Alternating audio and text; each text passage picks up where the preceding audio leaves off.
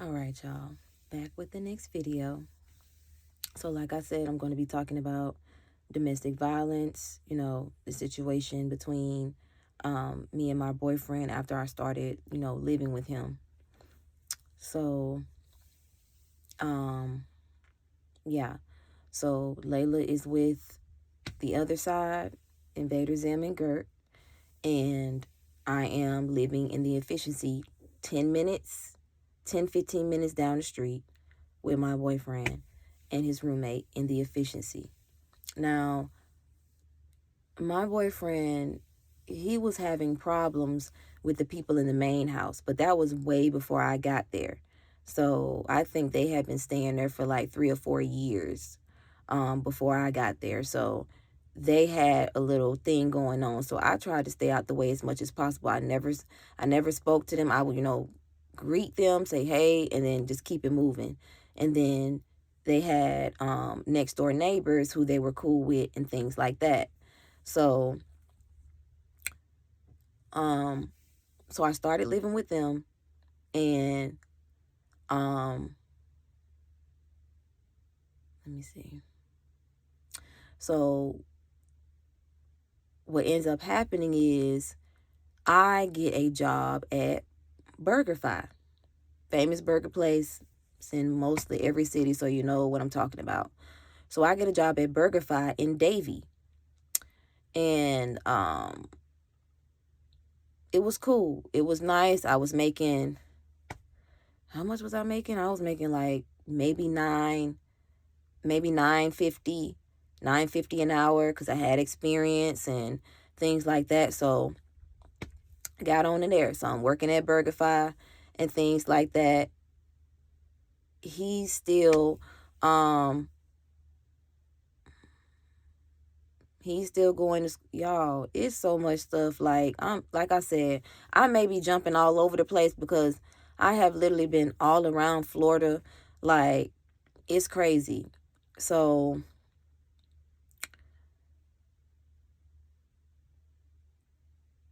I started working at BurgerFi, and I'm still, getting Layla and, seeing her and making sure that she still knows that mommy got you. I'm still here. I'm not going no fucking where. So, and I don't care what obstacles or what trials or tribulations are put in front of my face. You're not keeping me away from my kid. That's my kid. Period. I was never going to give up on my kid. So, I'm working at BurgerFi and things like that. I'm making now before I started working at BurgerFi, like I said, he's going to school and things like that. I'm dropping him off at school. I'm busting the plays whenever he need, money to keep the money flow. Like, because I don't have a job and I want to contribute. I'm not paying rent. I'm not doing anything. So the only thing I'm contributing to is a car. So I'm taking the roommate where he needs to go sometimes. And, I got food stamps. So, contributing to the food when it comes to food stamps and things like that. So I still had, benefits that I could work with because I can work with faith of a mustard seed. Didn't know I had it, but that's literally what I was working with. Faith of a mustard seed. So whatever I could get, whatever options, whatever outlets were available to me, I was taking. I don't got time to be I don't got time to be doing all that. I have a kid. I'm trying to get somewhere. I'm trying to get somewhere. So before I started BurgerFi, taking him to school and things like that, but he wouldn't go to school every day, so he would just go to school on select days, and then the other days we'll be busting plays and stuff. We'll be in the car, sliding around, doing what we need to do to make extra money.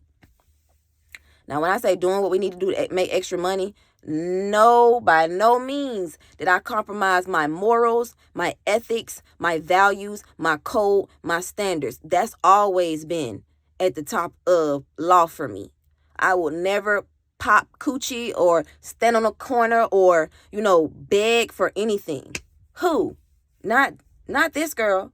I'm not finna do that because I came from a family of hustlers. You think anybody in my family was popping coochie or anything like that to get some fee? No, no, I would never. I didn't care what situation I was in. I still thought of myself as high value when it came to morals, standards, ethics, and code. Still live by that to this day. Anyway, so we was doing what we need to do to get that money. Like what? Like this is my boyfriend and we're a couple. So we're gonna do whatever we need to do to make sure we stay afloat. So I start working at BurgerFi. I'm sorry, I'm getting ahead of myself. Let me go back. So I'm gonna tell you when the domestic violence started. So I don't have a job. I'm waiting for, my unemployment and things like that. So like I said, I'm chipping in, I'm helping in, doing whatever I need to do. So like I said, he's a street pharmacist. He be up he be up at the wee hours of the night. I'm not used to that. I'm not no night owl. I don't get down like that. Like I told you, I like schedule. I've always been structured. Like I get up in the morning. I can't sleep past 8 o'clock.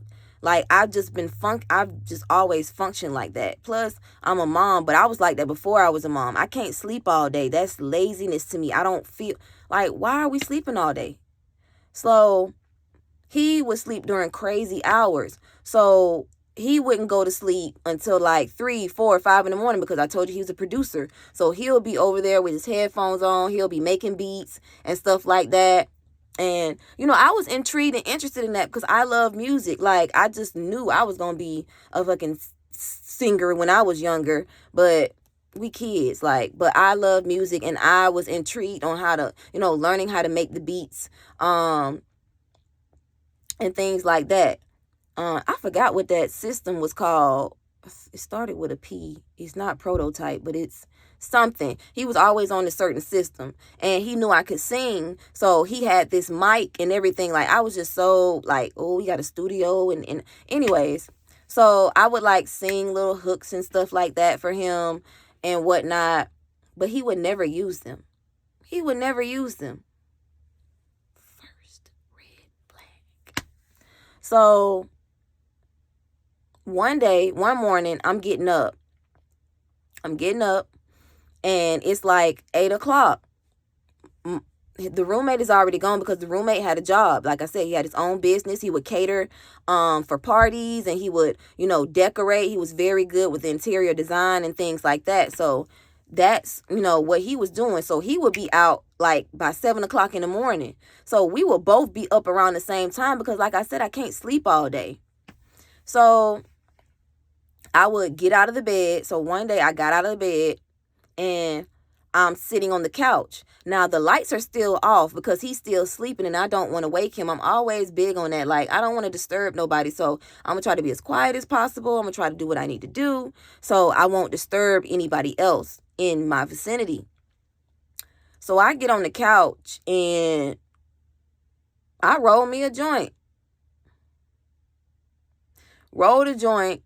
Start smoking it because I used to always roll up and then I'll, smoke a little bit and then I'll leave the rest for when he wakes up so he don't have to worry about rolling up and things like that. So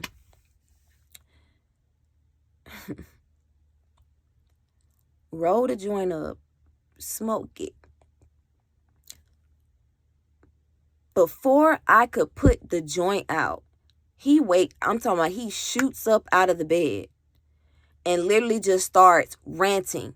I'm talking about I'm on the couch now and, I'm literally like, what's wrong? Like, what's wrong? Like, calm down.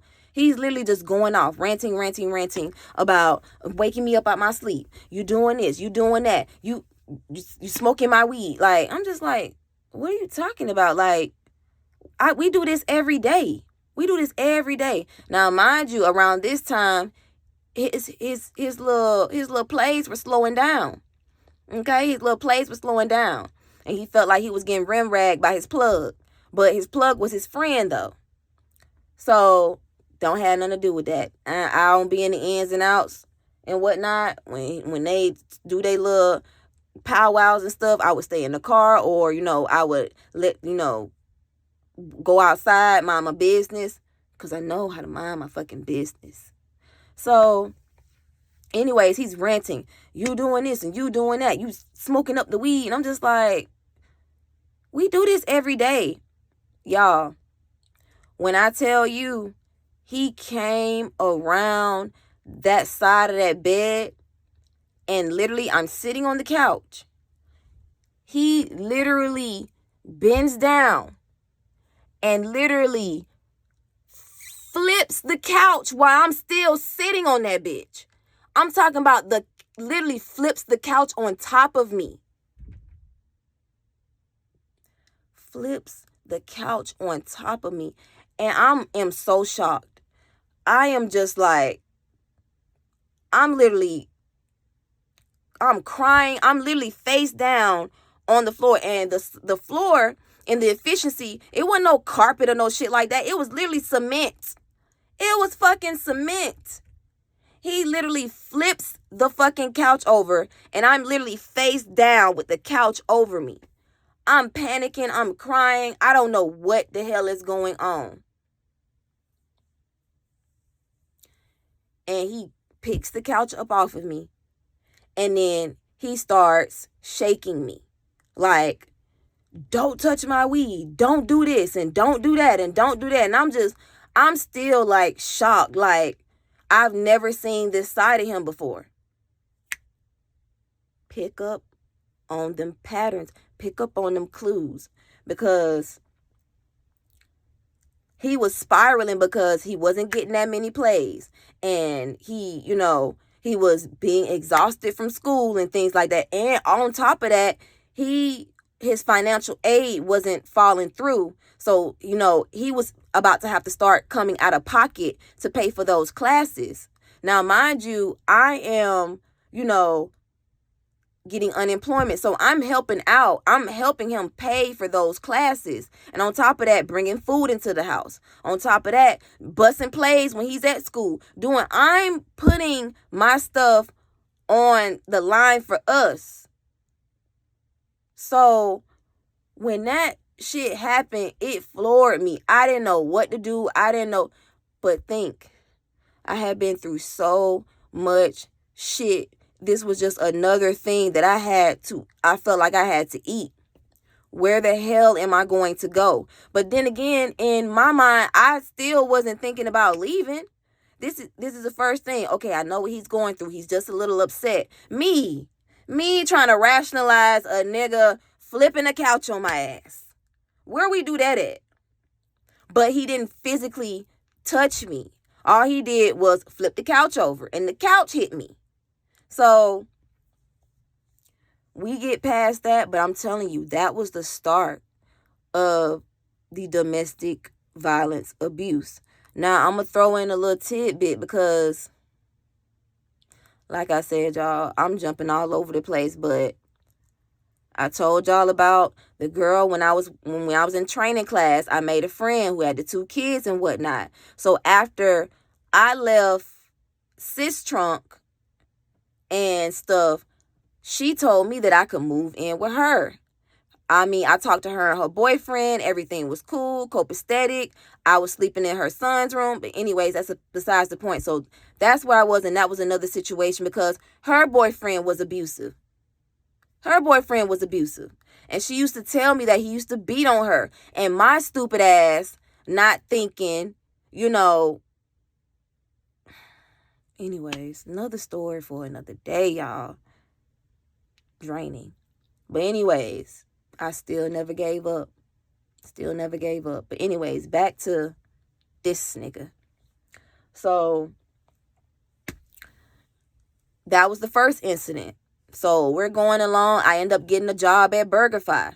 I'm talking about busting shit down. Like BurgerFi, they love me because it doesn't matter where the fuck I'm working at. I'm going to put my all where I'm at, no matter where I'm at. Because I don't know how to half-ass. I don't know how to, I don't know how to not do my best.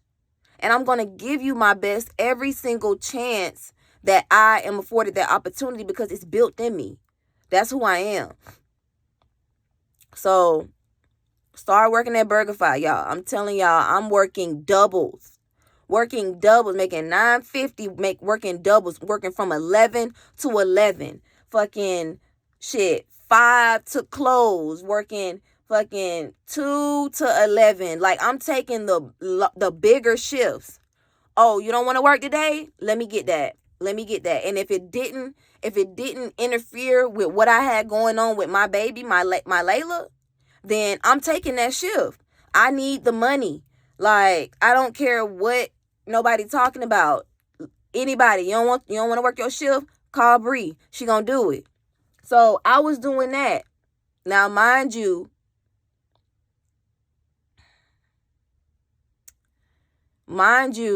me and him had been arguing. It started to get to a point where, like I said, he wasn't making no money for real. Being a street pharmacist, he started having to come out of pocket for paying for school, for producer school. And then on top of that, he would take my car. I would stay at home, and he would go to the studios late at night because he had connections.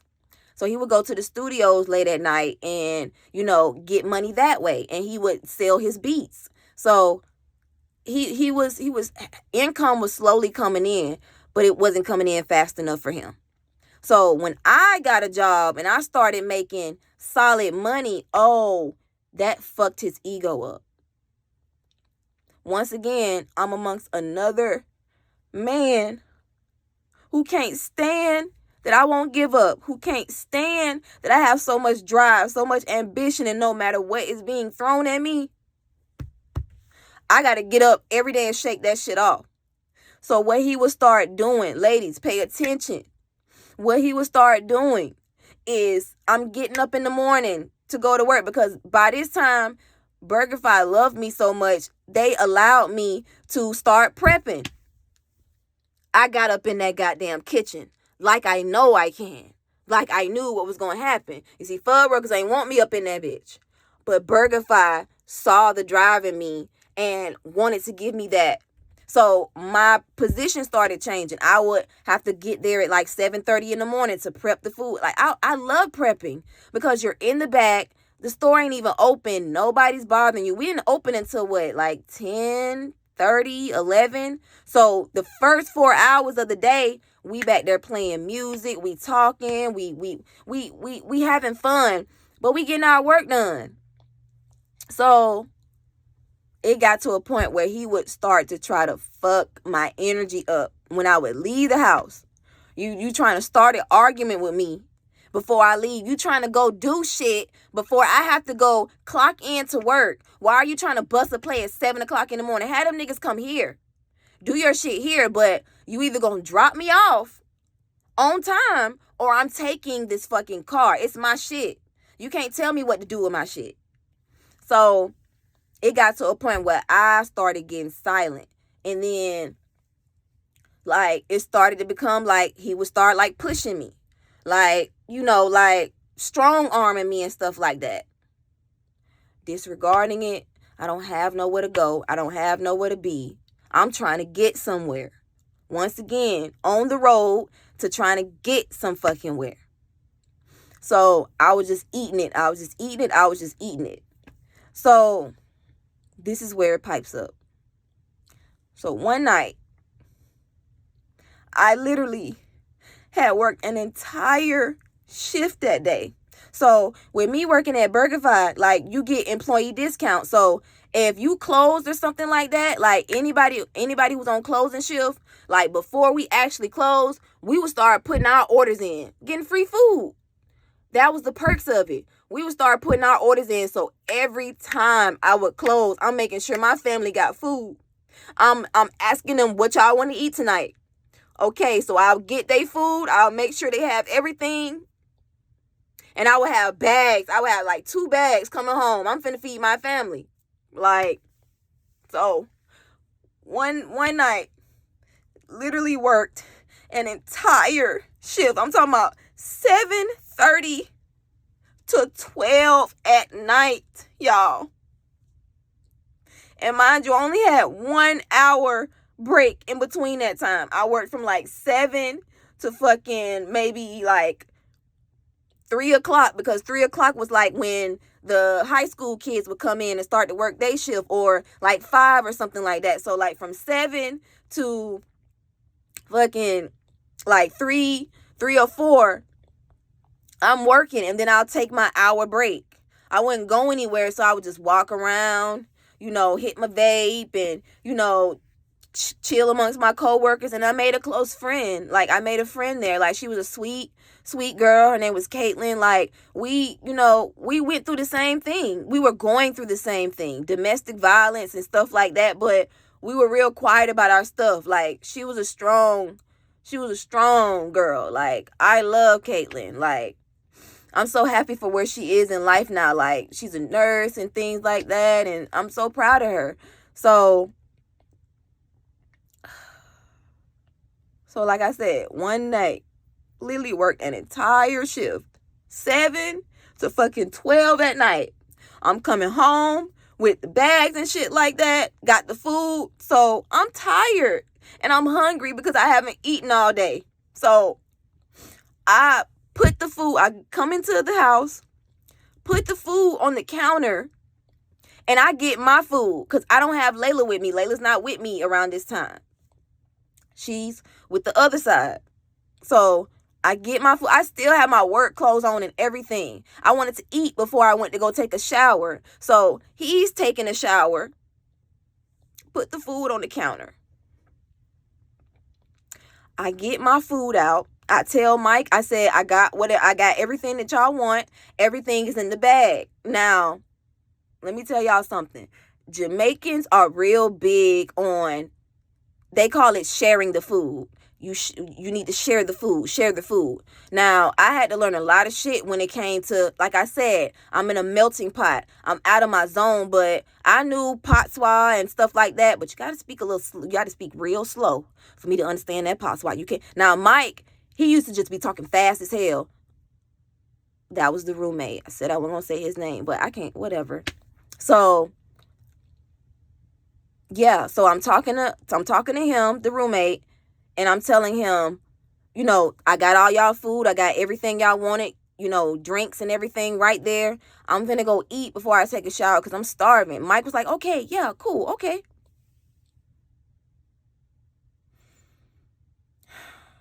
Y'all, when I tell you, I went and sat down to eat my food, but I had to use the bathroom. So by this time, my boyfriend is out of the shower and he's in the room. So we pass each other and I go to the bathroom. I come out of the bathroom, wash my hands, come back to eat my food, and my food is gone. So I'm looking around. I'm just like, where my food at? Like, where's my food? So I go back out and go into the kitchen. I'm talking about both of the bags of food that I brought home to feed us in the trash. In the trash.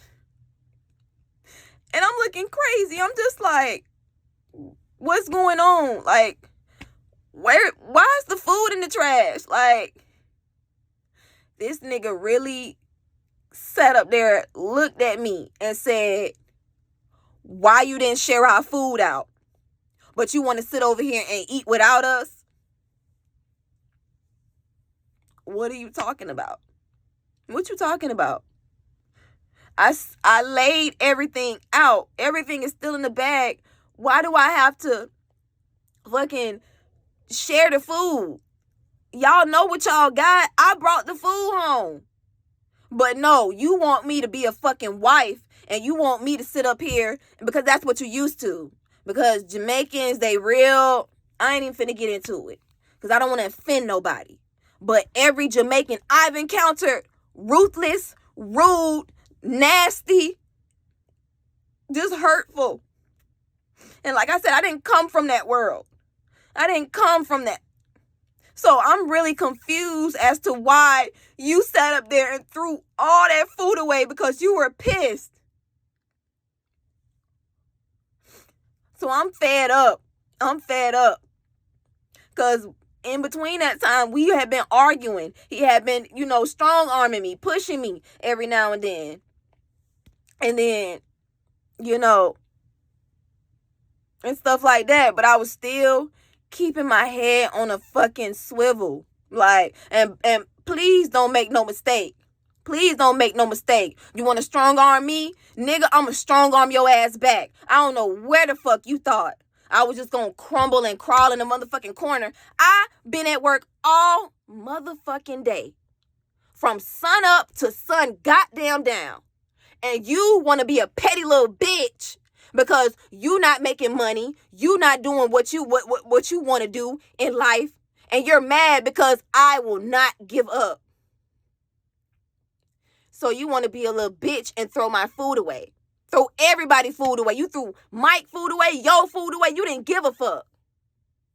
Ladies, pay attention.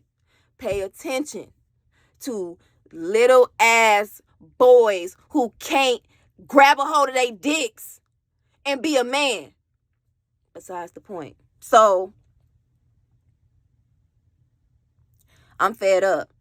I snatched my car keys off that motherfucking table and I hightail it outside. Oh, he didn't like that. He did not like that. When I tell y'all he was following me, and he's the type that persists. I'm around another persistent ass motherfucker who just won't leave me be, won't leave me alone, and won't just let me go. Mind you, I had nowhere to go, but at that point I'm like, fuck it, I will sleep in my car. You weird ass nigga. But like I said, my mind was not in that mind frame. I'm thinking like, I'm finna just go sleep in the car. I wasn't even going to go anywhere. I was literally just going to go sleep in the fucking car. Because it's 1 o'clock in the morning at this point. I'm tired. I have to be back at work the next fucking day. Y'all. So he's following me and trying to snatch my keys out of my hand. And then Mike, the roommate, is behind him trying to calm him down, trying to say, please, please. Like Mike is crying. A 47-year-old man is crying, trying to stop a little 24-year-old boy from being destructive, from attacking me. I turn around and I push him. Like, I literally use all the force I have to push his ass and pumpkin head his ass out of my way.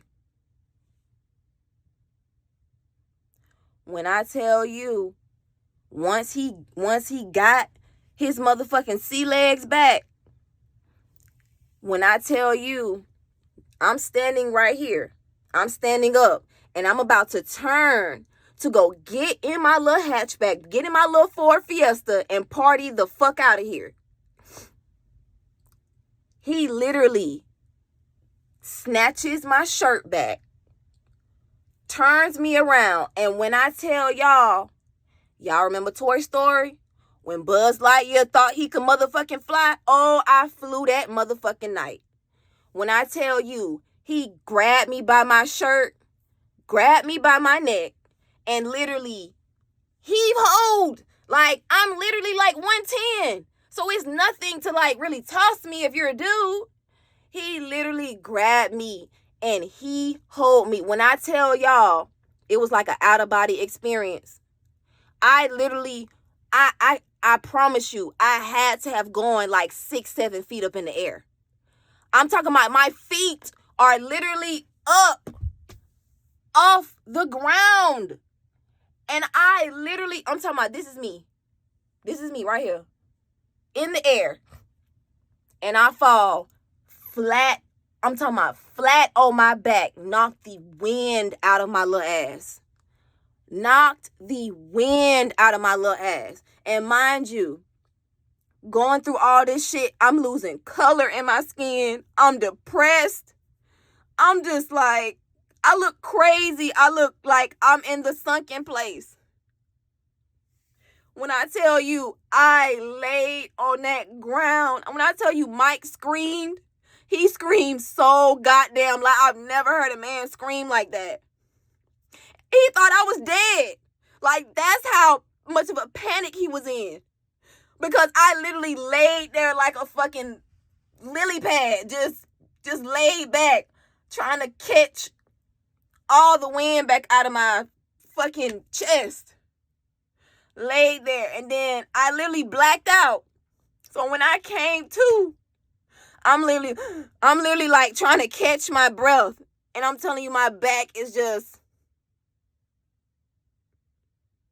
sore. But I can't move. So I'm laid on the ground, paralyzed from what I'm thinking. Boo-hoo crying. Boo-hoo crying. His next door neighbors that he was cool with comes outside. The fucking people in the main house come outside. Mike is over there like he's on the ground like breathe, like please, like say something to me. It took me like 5 minutes to literally come to and like catch my breath. Because he threw me so high up in that goddamn air. I thought I was dead. I thought I was goddamn dead.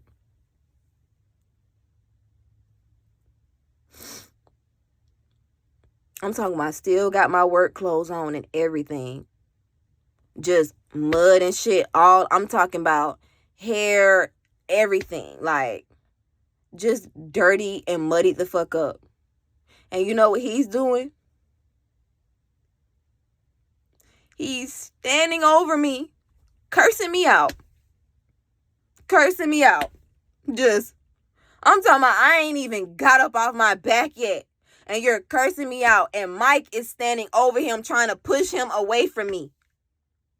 Telling him to go take a walk around the neighborhood and shit. Call the fucking police. Call the fucking cops. But you know what? The people in the house called the cops. And you know what's crazy? I didn't even want them to do that because where am I going to go? This is his shit. I ain't even really supposed to be here.